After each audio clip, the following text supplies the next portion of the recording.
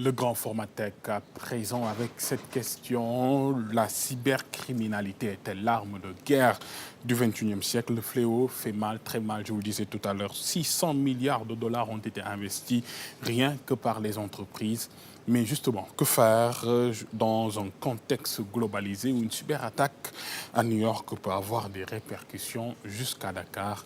La réponse avec Seydina Lundigo. La valse des infractions, le tango des préoccupations. Cyberespace et sécurité ne dansent souvent pas la même musique. Chiffre alarmant, 600 milliards de dollars, c'est ce qu'a coûté la cybercriminalité aux entreprises en 2017 selon un rapport mondial. Elle s'attaque aussi aux particuliers, comme cela s'est vérifié avec Facebook ces derniers jours. S'intruse dans des élections comme celle américaine de 2016. Alors question, est-elle l'arme du 21e siècle? La plupart des attaques aujourd'hui qui sont menées dans l'univers du web, de l'Internet de manière générale, ne sont pas forcément le fait d'individus ou d'organisations qui sévissent un peu dans l'underground de l'Internet, mais le plus souvent le fait d'États-nations qui sont organisés. Lors des élections américaines, on a vu tout le bruit que cela a fait, toute la sérénade médiatique, n'est-ce pas, autour de ces attaques qui se font dans l'univers de l'Internet. Oui, clairement, c'est une arme singulièrement importante aujourd'hui parce qu'il est question de contrôler l'information. Et l'information est une donnée stratégique dans une guerre. Les techniques des malfaiteurs du net sont de plus en plus sophistiquées. Les codes d'accès, les jetons d'authentification et autres dispositifs des plus sécuritaires ne sont plus une barrière pour les criminels 2.0. C'est à se demander si la cybercriminalité n'est pas une fatalité.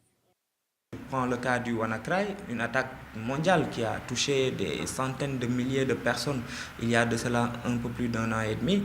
On ne sait pas qui est réellement derrière. On a des suspicions, mais on ne peut pas savoir. La technologie avance tellement rapidement qu'il faut s'adapter par rapport aux nouvelles types d'attaques cyber. Ces hackers-là, comme on les appelle, ont toujours une longueur d'avance malheureusement sur la société. Et donc, il fait qu'à chaque fois qu'on découvre la faille, ils sont déjà sur autre chose pour, n'est-ce pas, continuer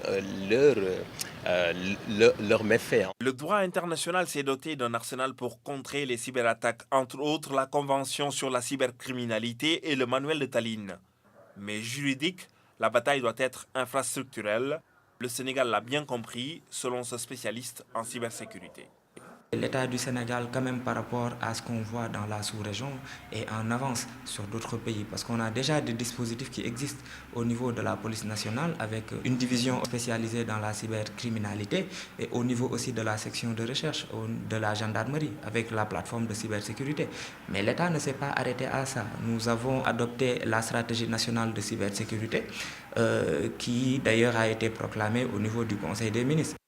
Les cyberattaques contre l'économie du pays sont jusqu'ici mineures. Les Sénégalais subissent tout de même les contre-coups des actes délictuels globaux sur Internet, notamment